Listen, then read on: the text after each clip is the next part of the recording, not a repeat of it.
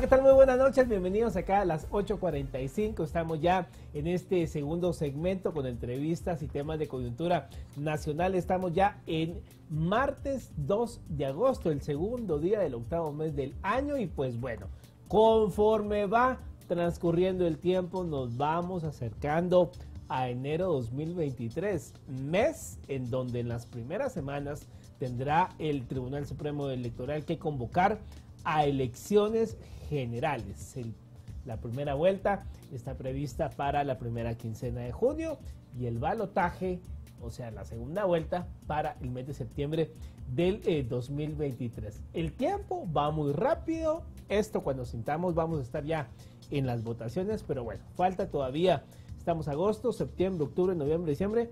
Faltan 5 meses, si así lo queremos ver en términos prácticos. Y pues bueno, el Movimiento Cívico Nacional llegó al Congreso de la República, a las afueras, a exigir que se aprueben las reformas a la ley electoral y de partidos políticos. Ellos están lanzando la campaña Movámonos, y que pues bueno, movámonos para que los diputados aprueben estas reformas. Vamos a hablar en breve de este tema, de las reformas a la LEP.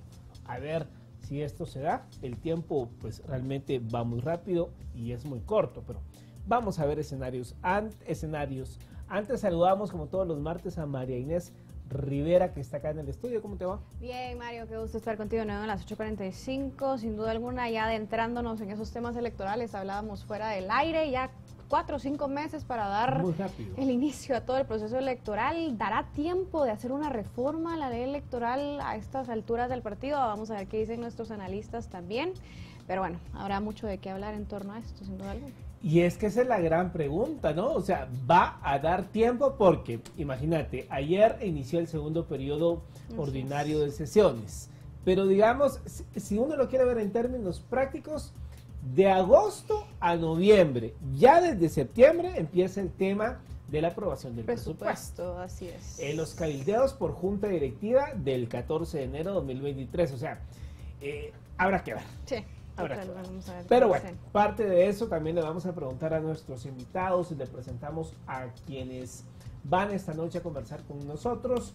Saludamos a Isabela Elizondo, ella es integrante del Movimiento Cívico Nacional, también a José Carlos Ortega, analista político, y a Luis Mac, también analista político. Muy buenas noches a los tres, bienvenidos. Buenas noches, Mario, Marinés, y a la audiencia, mucho gusto. Buenas noches y muchas gracias por este espacio.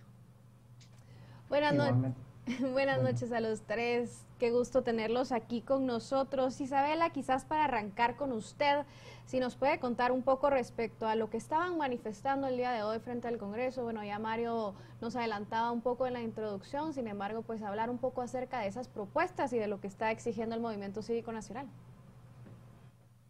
Hoy fuimos al Congreso para exigirle a la Comisión de Asuntos Electorales que den la cara, porque hace más de un mes que se presentó el primer borrador para el dictamen para reformar la ley electoral y de partidos políticos y aún no hay respuesta. Así que fuimos a pedir, ya que ellos no han dado la cara, nosotros la fuimos a dar hoy por ellos. Y así esperamos esperamos hacer presión para que se haga esta reforma a la ley electoral. Ahora bien, Luis Mac, digamos, ya hablábamos acá en cuanto a los tiempos, ¿no?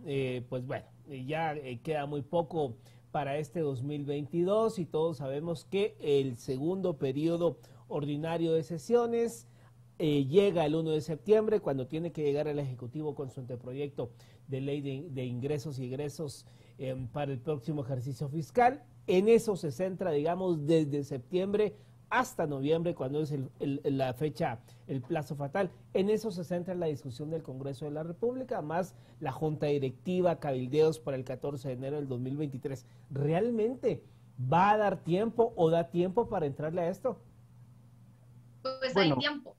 Como se dice en buen chapín, si nos ponemos las pilas y los diputados hacen su trabajo, hay tiempo para que se dé esta reforma, y también nosotros los ciudadanos, si nos movemos, para dejarles saber a los diputados qué clase de elecciones son las que queremos tener el año entrante, pues se puede. Por supuesto. Luis Mac, en esa misma pregunta, ¿hay tiempo o no hay tiempo? Bueno, indudablemente, si hay voluntad política, hay tiempo. Ahora, ese es el problema, creo yo, central de la reforma electoral. Si remitimos desde cuándo estamos discutiendo reformas electorales, llevamos más de 20 años realmente. Han ido y venido proyectos, han ido y venido procesos, han ido y venido actores en el Congreso, y sin embargo no tenemos todavía una reforma profunda. Los diputados tradicionalmente, ya sea de cualquier partido o cualquier ideología, han sido reacios a reformar las cosas más profundas. Entonces, si tenemos en cuenta ese contexto estructural, pues obviamente no hay una voluntad política de entrarle en serio a la reforma electoral. En ese sentido, pues yo admiro mucho el ímpetu de Isabela y del movimiento cívico, pero eso puede traer una trampa realmente. Si nos vamos a esa premisa de que los diputados y los partidos no tienen una real voluntad política de reformar las cosas que necesitamos, y cada vez que hacen reformas le meten mano y hacen cosas terribles, esa, digamos, premura con la cual están planteando, pues da sospecha realmente de cuál es el interés real que existe, que podría existir atrás. Yo no dudo, obviamente, del sentido, del interés que tiene el movimiento cívico, pero sí dudaría, obviamente, del interés que pudieran tener los partidos políticos y de los diputados al sumarse a esta petición. Y entonces lo que yo temo realmente es que esas reformas sean regresivas, como casi siempre ha ocurrido en el Congreso en los últimos años. Entonces ese es quizás como el elemento pues, de ambigüedad o de duda que yo podría plantear. Entonces, respondiéndote concretamente, sí hay tiempo si estas gentes obviamente se ponen de acuerdo y avanzan. Pero justamente el sentido de esa reforma es lo que a mí me queda duda. Ahora bien, licenciado Ortega, hablando un poco en la línea de lo que ya planteaba Mario, porque justo, bueno, leyendo el comunicado del Movimiento Cívico Nacional, parte de lo que se exige también pues son los listados abiertos. Nos quedan 4 o 5 meses, ¿verdad?, para el proceso electoral. ¿Da tiempo desde su punto de vista de realizar este tipo de reformas? ¿Cómo ve usted pues los escenarios, ¿verdad?, ya tomando en cuenta esta premura de tiempo que tenemos? Sí, gracias Marinés. La verdad es que sí, yo creo que la reforma pendiente en todas las modificaciones a la ley electoral ha sido acercar a los diputados a sus representados, es decir, que los ciudadanos podamos votar por los diputados por nombre y apellido, o sea, el voto nominal. Yo creo que esa es la reforma pendiente, fue pendiente en el 2015, o sea, todo lo que se habló en las mesas en el 2015 y en la aprobación de 2016 fue el gran pendiente y ha sido una de las situaciones que ha retrasado, tal y como decía el profesor Luis Mac, en cuanto a todo el asunto de que si no cambiamos ese incentivo perverso de los listados bloqueados, no vamos a seguir, no vamos a lograr una verdadera representación, no vamos a acercar al diputado con la población y lo que es muy importante, que al momento de tener a los diputados electos directamente por la población, se pueden pedirle cuentas acerca de cada una de sus votaciones. Entonces, imagínense lo importante que es poderle exigir al diputado cuando vote para magistrados de las salas y de la Corte Suprema de Justicia, de la Corte de Constitucionalidad, del Procurador de Derechos Humanos, del Contralor y también del presupuesto. O sea, todas esa clase de cosas van directamente a esa representación que necesitamos. Yo, o sea, soy optimista en este sentido, creo que sí hay tiempo y tiene que ver con la voluntad, tiene que ver con que las cosas no suceden si uno se queda parado esperando por ellas. O sea, las cosas hay que provocarlas. Y en ese sentido, creo que es muy importante que nosotros, la población, exijamos, porque las reformas de 2016, tal y como decía Luis Mac, fueron un retroceso para la democracia, para la participación, para la representación, y hay cosas que hay que corregir, además del, como decía, el punto pendiente que son las listas abiertas o, en todo caso, pues el voto por diputados por nombre y apellido. Ahora bien, digamos, Luis Mac, viendo el fondo que tiene nuestro amigo aquí, José Carlos Ortega, y inmediatamente uno se recuerda a todos los sucesos de Guatemala 2015 y como bien hace referencia José Carlos, todo esto empujó, digamos, la reforma electoral del 2016, pero al final quizá la emoción del momento o la coyuntura de ese instante hizo que se hicieran las reformas que en ese momento creímos eran las adecuadas. Oh, sorpresas, nos estallaron en la cara, hay que decirlo. O sea, el proceso 2019, este que viene, o sea, nos ha estallado en la cara. ¿Habría que realmente empezar de cero o hay algo de lo que se reformó en 2016, Luis Mac, que se pueda rescatar medianamente y de ahí partir para poder hacer otra cosa? Porque nos reventó en la cara, hay que decirlo. Bueno, indudablemente el sentido de las reformas obviamente no fue como esperábamos, como tú bien dices, y ahí hay que hacer, digamos, una aclaración. Las reformas legales e institucionales que se promueven por la vía del Congreso tienen un límite. Esta reforma, por ejemplo, que José Carlos está planteando, que es el hecho, digamos, de abrir los listados, en el papel se mira muy buena. Sin embargo, si no trabajamos adecuadamente con los ciudadanos para que voten de mejor forma, van a empezar a votar por caudillos. Y eso pues, va a ser un avance, pero va a ser un avance parcial. Vamos a llenar, digamos, el Congreso no va a ser muy diferente. Yo creo que ese es el problema de las reformas. Esperábamos, por ejemplo, en el 2016 que el control al financiamiento iba a generar una democracia mejor. Esperábamos que la democratización de la pauta iba, digamos, a mejorar también el acceso a los partidos y se iba a hacer un proceso electoral más equitativo. Sin embargo, hubieron deficiencias en la forma en que se pusieron en práctica. Sin embargo, creo que ambos elementos hay que mantener, digamos, el espíritu de estas dos reformas, porque al final están tratando, digamos, de atacar uno de los problemas fundamentales de los sistemas electorales y políticos, que es el acceso o, digamos, el tema del dinero en la política. Cuando hay un partido o un sector que tiene demasiado acceso a este recurso, pues obviamente termina imponiéndose por la vía electoral y eso genera obviamente un proceso electoral pues que es injusto, que es inequitativo. Entonces sí, las reformas de 2016 no fueron lo que esperábamos, pero tampoco hay que tirar al niño con el agua sucia. Tampoco debemos eliminar el financiamiento electoral, digamos el control al financiamiento electoral, ni tampoco, digamos, eliminar todas las sanciones y todos los procesos que se avanzaron en la reforma del 2016. Hay que hacerlas más efectivas. Eso creo que sería el sentido de la reforma. Ahora, Isabela Elizondo, bueno, hablando ya del poco tiempo que tenemos, sin duda alguna, si se lleva a cabo una reforma, pues es importante priorizar y enfocarse pues en qué puntos se deben reformar. Desde el Movimiento Cívico Nacional, bueno, el día de ustedes emitieron un comunicado, quizás hablar un poco acerca de las propuestas concretas que tienen desde el MCN y qué puntos, digamos, habría que cambiar o reformar a la ley electoral en el tiempo pues que nos queda. Entre ellos está abrir los listados.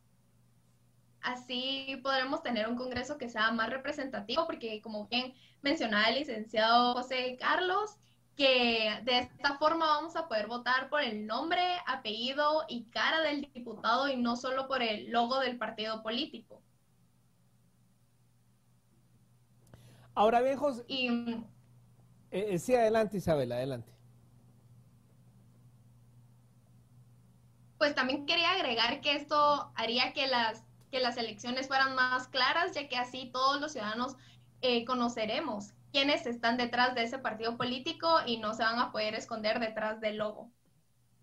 Ahora bien, José Carlos, me llama la atención lo que menciona Isabela en cuanto al sentido, y hay que decirlo, ¿no? O sea, la primera casilla de los listados nacionales y la segunda, que son las más cotizadas, pues son personajes que uno conoce. Y de ahí se cuelgan 8, 10, 12 personas que saber ni quiénes son. O sea, pasan 4 años de legislatura y hay caras de diputados y nombres de diputados que uno ni conoce.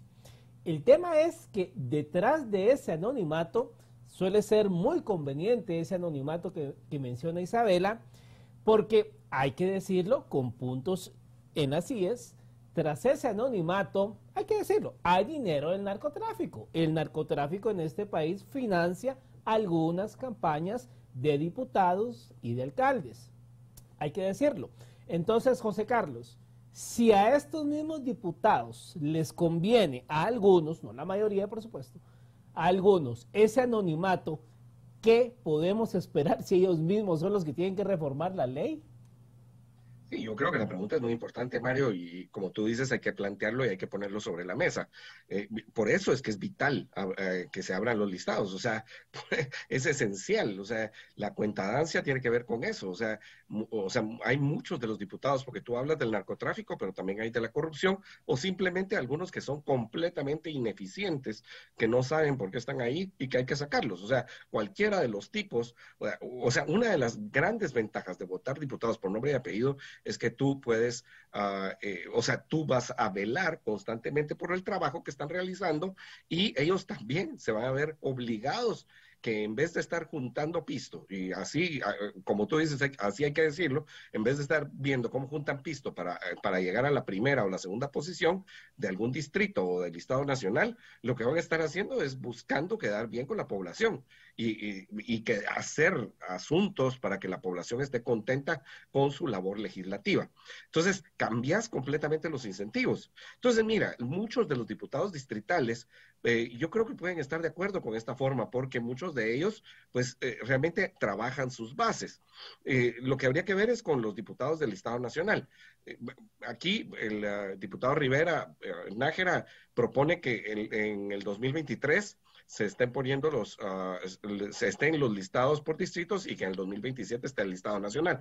Es una forma de decir, bueno, esperémonos un poco para que las cosas se arreglen. Pero sí, o sea, lo importante aquí es que se necesita que la ciudadanía exija este punto que es vital para la democracia. O sea, cambia completamente los incentivos perversos, ya no se venderían esas primeras posiciones a montos que inalcanzables y que son absurdos. Porque si tú te pones a pensar que un diputado pues gana 30,000 y hagamos de caso que son por 14, que no es por 14, porque realmente el bono 14 y el aguinaldo no lo reciben sobre los 29, o sea, estás hablando de más o menos 400,000. Por 4 años es 1,600,000 y la casilla la cobran en 3 millones, o sea, no tiene lógica, no tiene ninguna lógica. Entonces el incentivo está por otro lado. El incentivo está por buscar medios de corrupción, de influencia, de interés y de darle cuentas únicamente al Comité Ejecutivo Nacional o a los caudillos de los partidos. Entonces, yo creo que cambias el sistema perverso de incentivos y eso es vital para la democracia. Eso creo que es un asunto que nosotros, los ciudadanos, tenemos que exigir y seguir procurando que pase. Licenciado Mac, bueno, ya lo decía Mario, esta reforma, y bueno, y todos lo sabemos, tiene que pasar por el Congreso de la República, ¿verdad? Se tiene que aprobar y es difícil pensar que ellos van a tomar una decisión o aprobar algo que probablemente los puede llegar a perjudicar a ellos en las próximas elecciones. Digamos, ¿cómo ve usted? ¿Existe voluntad política dentro del Congreso de la República? Hemos visto, como ya lo mencionaba el licenciado Ortega, mucho empuje de parte de la Comisión Electoral, de algunos diputados, pero ¿considera usted que realmente lograremos o habrá esa voluntad política para pasar la reforma, licenciado Mac? Bueno, no la reforma obviamente que necesitamos, o la reforma obviamente que esperaríamos. Yo creo que si hay reforma, pues hay que tenerle mucho ojo realmente a lo que van a reformar los diputados, porque el incentivo perverso justamente es ese, el defender sus intereses y el defender la forma en que acceden al poder. Entonces, yo sí, pues obviamente sí pienso que, como dijo José Carlos en algún momento, que sí hay tiempo para hacer las reformas. Ahora, de nuevo, vuelvo a resaltar el hecho de que, como había dicho desde el principio, si vemos atrás, tradicionalmente el Congreso ha sido uno de los grandes enemigos, y los diputados han sido los grandes enemigos, de las reformas profundas que necesitamos. Entonces, yo sí dudaría realmente que haya una reforma como esperamos. Y en dado caso, si hay reforma, pues obviamente van a haber más bien retrocesos, como obviamente esperaríamos de estas gentes que están en el Congreso. Yo creo que sí, si nosotros pudiéramos articular, como justamente se planteaba en la fotografía que tiene José Carlos de fondo, una movilización, digamos, un interés de la ciudadanía, una presión para vigilar lo que están haciendo los diputados y en el Congreso, probablemente sí podríamos tener un escenario de una reforma como debe ser. pero lamentablemente la reforma electoral sigue siendo un tema de élite, sigue siendo, digamos, un tema de expertos, y la ciudadanía en general no se engancha, no se involucra realmente en este tema, justamente porque tenemos un país tan repleto de malas noticias, que este es un tema como demasiado exquisito para la mayoría. Por lo tanto, si sumamos los dos elementos, la reforma no es popular y los diputados no tienen un real interés en entrar a las cosas profundas que necesitamos, pues la respuesta es que no va a haber una reforma como queremos, aunque pueda haber una reforma, pero probablemente va a ser una reforma regresiva. Isabela, hay algunos analistas en el tema, que han estado abordando ya desde hace varias semanas la necesidad de entrarle a una reforma. Hay quienes dicen que esto está diseñado y es un traje perfecto a la medida para quienes ya llevan años y años intentando llegar a un cargo de elección popular, y se lo planteo así, porque digamos, con todo este tema de la campaña electoral anticipada, candidatos que no quieren dar entrevistas, tienen temor de sanciones del TSE, que se les deje fuera de la papeleta, en fin. ¿Cómo ve usted este tema? Que hay quienes dicen que esta reforma está diseñada para aquellas figuras que ya llevan años y que la verdad no necesitan mayor campaña. Pues que hay otro punto que es fortalecer al Tribunal Supremo Electoral, lo que va a hacer que también el proceso de campañas vaya a ser más transparente y dejar claro cuáles son las fechas que implica haber hecho una campaña anticipada. Entonces, con las reglas del juego más claras, seguramente todo va a ser más limpio y regulado y transparente. Licenciado Ortega, bueno, cuando ya mencionaba Mario también la reforma del año 2016, que sin duda alguna, pues en el proceso electoral 2019, ya aplicando dicha reforma, pues vimos algunos errores, ¿verdad?, que había que sin duda alguna corregir. Y pues al finalizar el proceso electoral del 2019 se hablaba mucho de reformas correctivas, por un lado, de todas esas reformas que había que componer de lo que nos dejó las reformas del 2016, y por otro lado, pues reformas propositivas como lo son el abrir los listados, por ejemplo. Digamos, ¿a qué considera usted se le debe dar prioridad, o no son opuestas las unas a las otras? ¿Realmente podríamos lograr tanto corregir era lo que venía de la reforma del 2016 y al mismo tiempo lograr estas propositivas que sin duda alguna pues le harían un gran favor a la ciudadanía? Y gracias, Marina. La verdad es que el cambio sustancial que debemos procurar, y hay que tomar en cuenta que la iniciativa de ley del Tribunal Supremo Electoral que recogía los comentarios de la CAME era en parte hacer un voto preferencial, y ese voto preferencial es más o menos abrir los listados, es abrir la puerta a medias.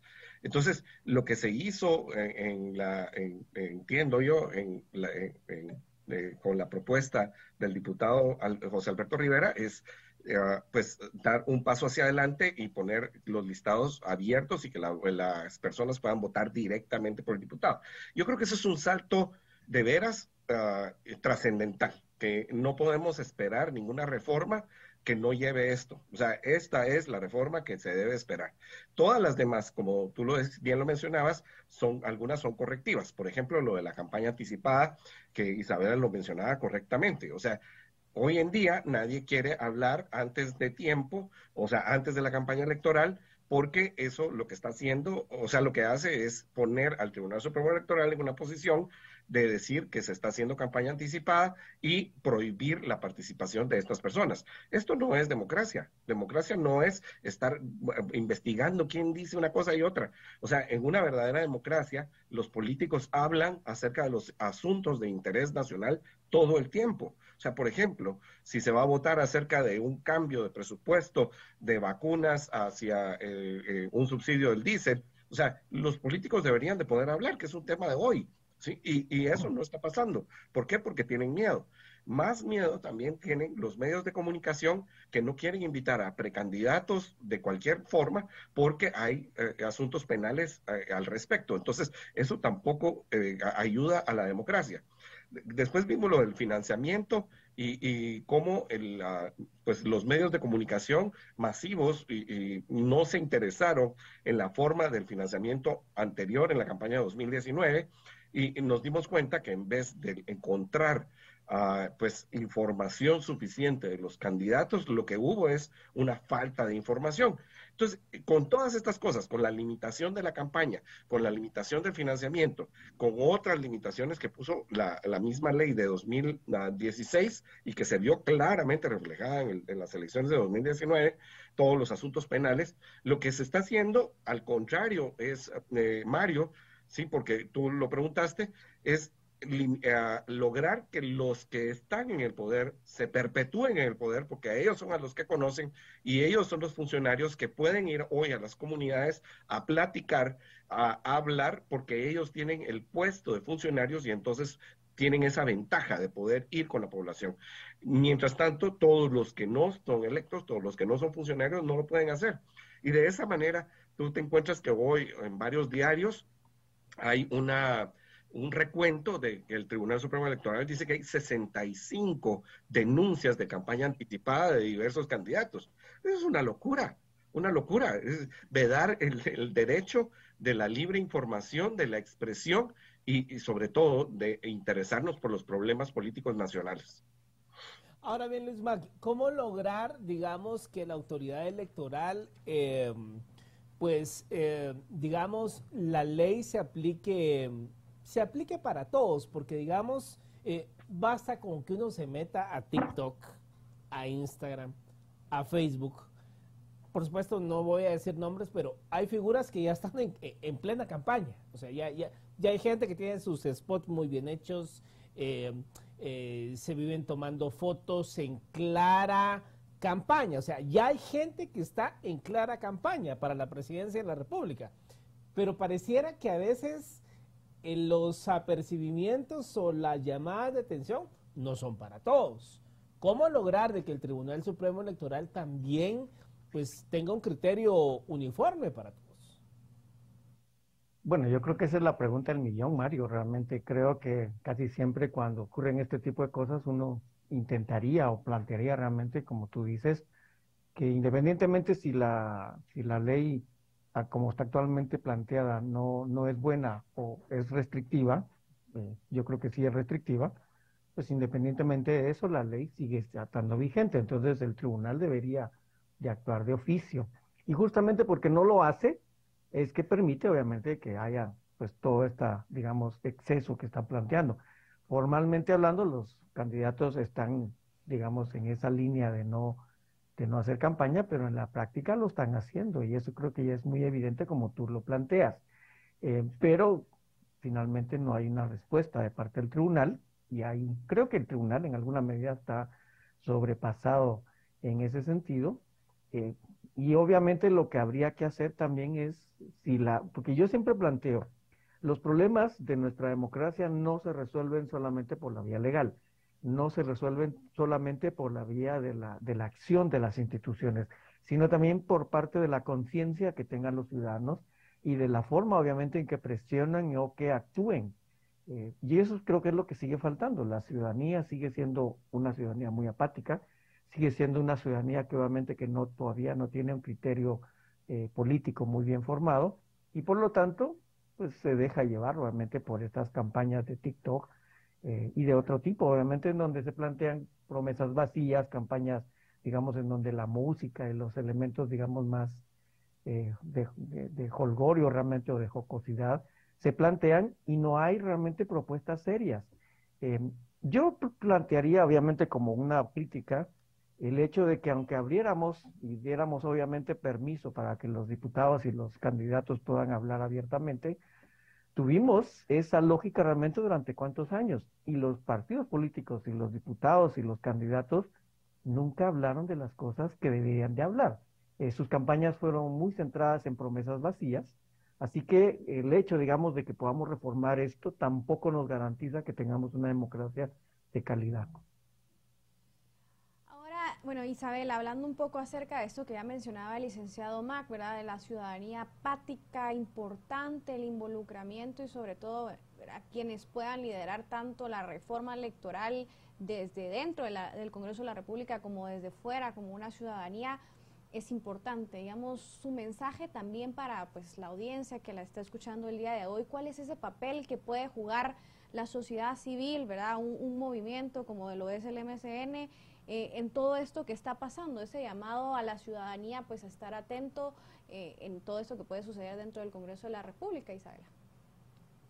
Pues que es muy importante, nosotros los ciudadanos tenemos más peso del que a veces creemos que tenemos, pero sí, como se mencionó anteriormente en 2015, cuando todo se unió, todos nos unimos, se pudo ver algo, una respuesta. Entonces va a suceder lo mismo. Si ahorita todos nos movemos para exigirle a los diputados de esta comisión que se vea este cambio, pues el tiempo va a ser suficiente y vamos a poder tener unas elecciones que van a ser más libres. Así que es muy importante que los ciudadanos digan presente y que digan, sí, esto es lo que queremos y vamos a actuar para conseguirlo.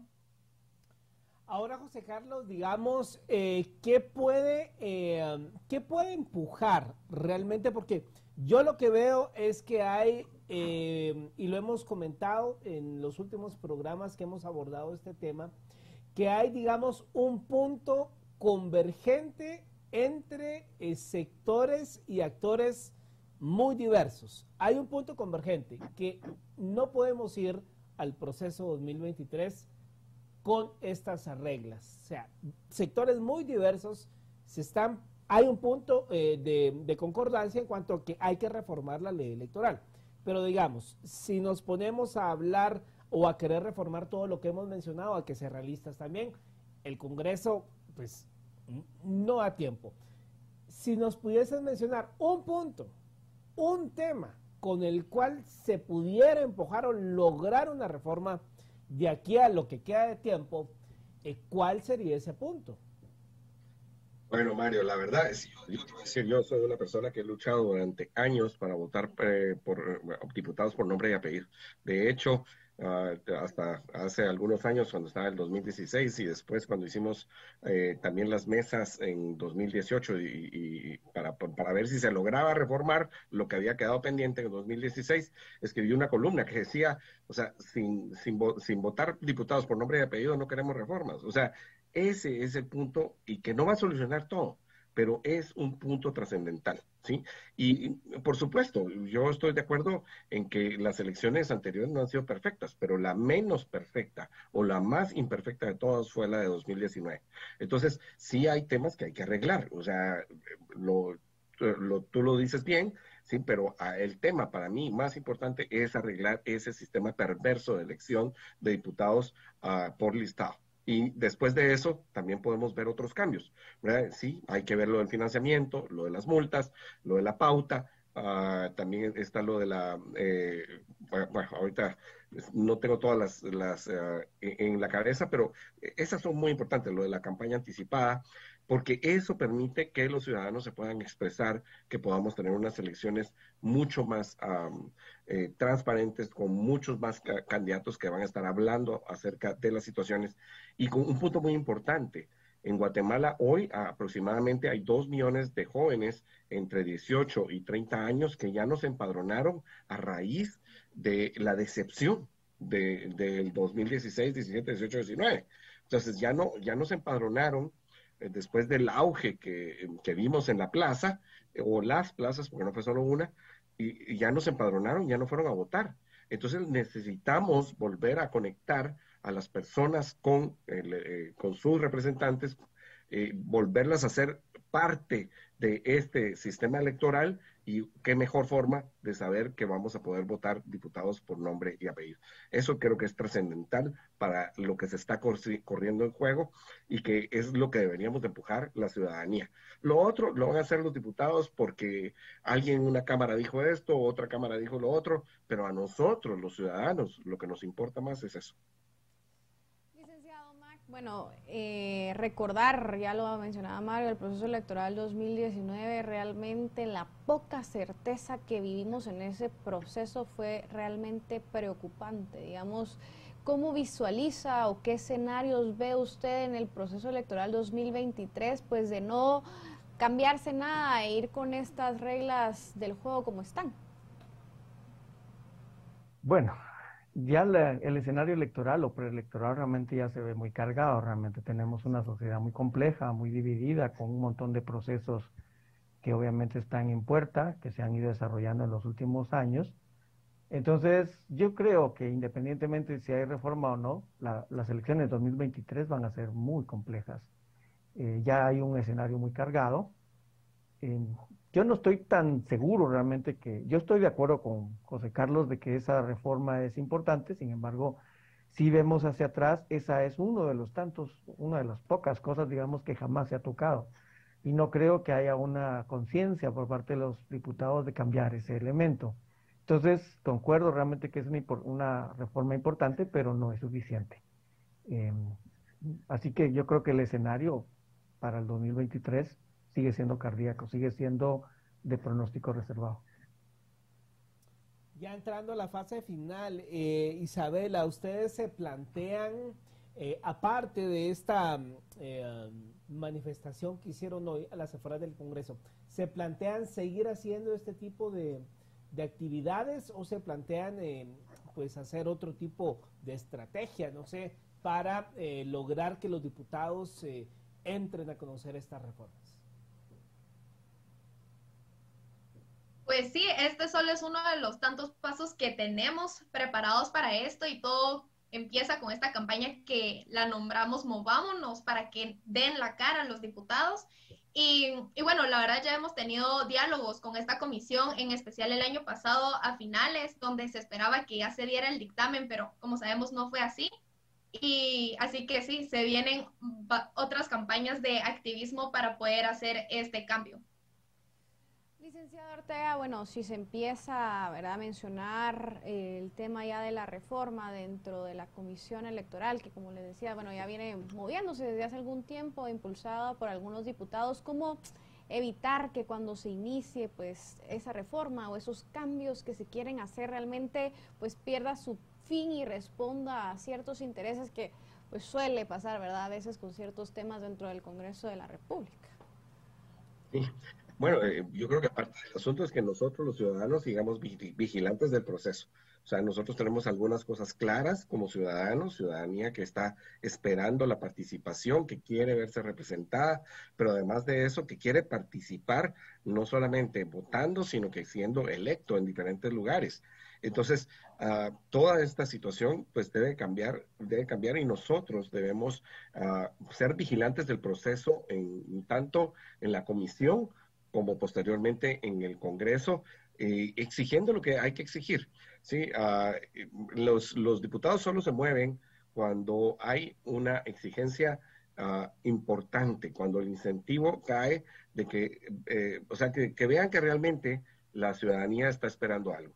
Yo voy a poner un ejemplo, la reforma al transfugismo, una reforma muy mal hecha, por cierto, pésimamente hecha, fue un clamor de la ciudadanía y de los medios de comunicación. Entonces, igualmente, nosotros tenemos que clamar y seguir exigiendo porque los cambios se den. O sea, no sé si Mario o tú lo decías, o sea, nos enfrentamos en 2019 a una incertidumbre en varios aspectos.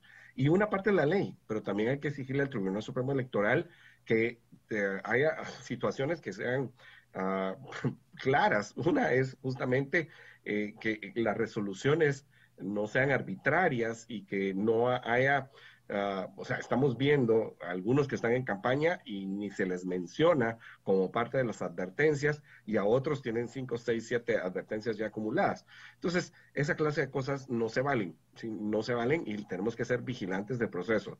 El sistema de cómputo de la vez pasada, las actas, tanto las físicas como las actas electrónicas, fueron un desastre y son cosas que no están en ley necesariamente, pero que nosotros debemos de ser vigilantes de que el proceso se dé adecuadamente, que no se gasten el dinero en viajes al exterior, diciendo que se está promoviendo el voto en el extranjero cuando votaron 1.500 personas la vez pasada, pero que se deje sin máquinas o sea, se deje sin escáneres a los centros de votación, sin un buen sistema de cómputo. O sea, esa clase de cosas son las que nosotros tenemos que estar vigilantes.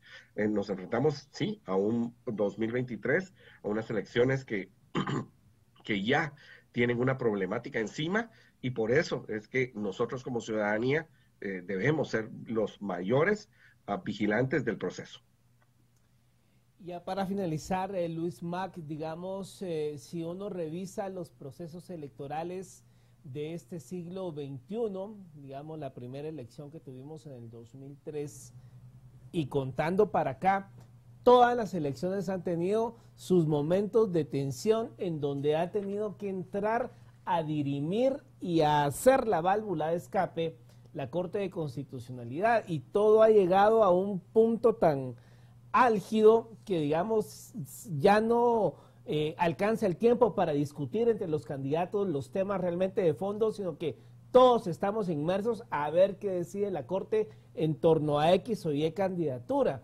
Y lo hemos visto en todos los procesos, con el tema Sandra Torres, con el tema Suri Ríos, con el tema cuando Tel Maldana intentó participar. O sea, hemos vivido momentos muy álgidos. En este 2023, ¿usted cree que como está la LEP, abona a que vivamos esos momentos álgidos? A que, digamos, una vez más, y sin caer en el cliché de los políticos, de la judicialización de la política y politización de la justicia? Yo creo que indudablemente sí, independientemente, digamos, de la ley. Yo creo que sí, la ley favorece realmente estos aspectos, pero el contexto político y social que vivimos lo va a favorecer aún más. Remitámonos, digamos, a lo que ha estado ocurriendo en Guatemala en los últimos meses, que es básicamente el uso del sistema judicial y de los instrumentos institucionales y legales para favorecer ciertos aspectos. Vamos atrás, digamos, en lo último que acaba de ocurrir, la detención del periodista Zamora, realmente la elección amañada de la Universidad de San Carlos, atrás, digamos, la elección cargada también y amañada de la fiscal general. Entonces podemos ir encontrando muchos elementos en los cuales se ve claramente una lógica de cooptación y de retroceso democrático, y lo más probable es que esto es como la preparación, la antesala de lo que va a ocurrir en el 2023. Entonces, independientemente de si hay reforma o no reforma de la ley, tenemos ese contexto negativo, tenemos ese contexto en donde la institucionalidad y el sistema político guatemalteco está sufriendo realmente un embate justamente por el manejo interesado realmente de los instrumentos y de los procesos legales. Entonces, independientemente, insisto, de esto, yo creo que el 2023 va a ser una repetición de lo que has dicho, Mari, pero con mucho más propiedad y con mucha más interés. Algunos están planteando, obviamente, que nos vamos a parecer mucho a lo que ocurrió en Nicaragua en el último proceso electoral, probablemente descalificación de candidatos por la vía legal, como ya ocurrió en el 2019, pero ahora, digamos, con mayor propiedad. Así que el 2023 sigue, como te digo, planteándose con una perspectiva bastante compleja y preocupante. Bueno, pues muchas gracias a los tres por haber estado esta noche con nosotros. Seguramente vamos a volver a contactarlos con todo el tema electoral para su oportuno análisis. Gracias, feliz noche. Hasta pronto. Buenas noches, muchas gracias. Muchas gracias, buenas noches. Adiós. Bueno, Marinés, falta muy poco para la convocatoria de elecciones. Tendrá que ser antes del... yo creería que lo van a hacer antes del 14 de enero, totalmente, ¿verdad? Sí. Será entre la primera y segunda semana de enero, tiene que ser la convocatoria a elecciones generales 2023. Y yo creo que al final, como decía José Carlos Ortega, la ciudadanía somos los garantes de esto, ¿verdad? En la medida que los ciudadanos no nos empapemos, no nos involucremos, no nos informemos, somos los garantes de que las cosas se lleven a buen término. Así es, María. Sobre todo que exijamos también si estamos a tiempo de hacer algo por ese proceso electoral, porque realmente si vamos a un proceso electoral similar al de 2019 con las reglas de 2019, pues es difícil y preocupante realmente lo que nos estamos enfrentando, sin duda alguna. Así que ojalá sea un cambio. Claro, bueno, y claro, tampoco con esto queremos ser pesimistas de que va a ser un... No, pero digamos, sí creo yo que estamos a tiempo de corregir lo que no funcionó y enderezar aquello que sobre todo dé certeza y tranquilidad, porque no falta el candidato que sale a decir que votaron los muertos, de que hubo fraude, de que no sé qué. Entonces, para evitar a estos charlatanes, porque hay charlatanes en todas las elecciones. Totalmente. Entonces, mejor darle certeza al tema electoral. Nosotros nos vamos, tengan una excelente noche.